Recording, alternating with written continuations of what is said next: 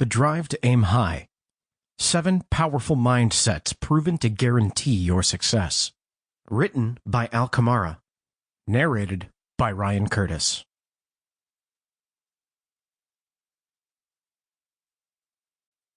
I dedicate this book in the memory of my mother, Miyata Kamara, for her wisdom and courage to send me out into the world. Also, in the memory of my beloved stepfather, G. Marcus Kelly, without whom I wouldn't be who I am today. Introduction. We are shaped by our thoughts. We become what we think. Gautama Buddha. What are the chances that a boy born into sheer poverty in a village in Africa, who didn't learn how to properly read or write until the age of 15, would graduate from a university, become a successful entrepreneur, and eventually write a book? I know, it sounds like a fairy tale, and it is truly my fairy tale. I was born in a small village northwest of Monrovia in Liberia. The population at the time of my birth was approximately 73 residents. The country where my village is located was a center of iron ore and diamond mining before it was destroyed in the Liberian Civil War.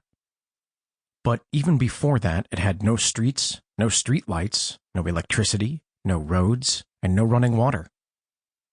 The houses were built from red mud with thatched roofs crowning their tops. We had no schools or hospitals. As was the tradition in my village, my father practiced polygamy. Consequently, he had a total of 7 wives in his life. My mother was his first wife, and as such became the head wife of the family. She gave birth to my older brother and me. Later in life, when I revisited my birthplace, I learned that I had 19 brothers and sisters, making us a family of 20 children. But I always knew I was special because I believed my mother, who constantly told me, "You will become a big man." The English translation means, "You will become a successful man." It was a tradition in my village for people like my parents, who had no formal education, to hold strong beliefs in prophecies or words spoken by the elders. The eldest male ruled the village and made decisions on many matters the families of the village brought forward to him. In my case, the prediction about my future came from the town chief, the eldest man in our village.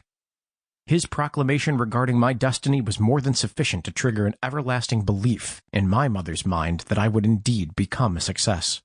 She took ownership of this prophecy, which she began repeating to me at a very early age.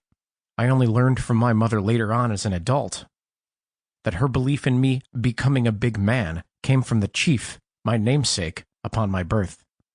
Those 4 words inspired me to become the person I am today. They're powerful words, not because they contain any special wisdom, but because they made me believe in myself. My mother's trust in this prophecy that I would become successful empowered me to work through any failure that came my way. Her powerful belief in me has created a series of foundational mindsets that enable me to explore, learn, develop, and constantly overcome the challenges that life presents to me, to all of us. Over time, these mindsets became real and useful tools for me. Tools that helped me excel in school, university, my first job, the start of my company, and throughout my life with my wife and children. Many others throughout history have used various mindsets to their advantage. I have adapted my own in ways that have served me well, and through this book, I hope they will help you take them to heart. During my research for this book, I also discovered that a number of famous people have benefited by letting go of small mindsets, and instead, adopting powerful mindsets that helped them break through life's roadblocks to achieve great success. Take Kevin Hart, the successful comedic actor, and what he says about how he broke through to success. No matter what, people grow.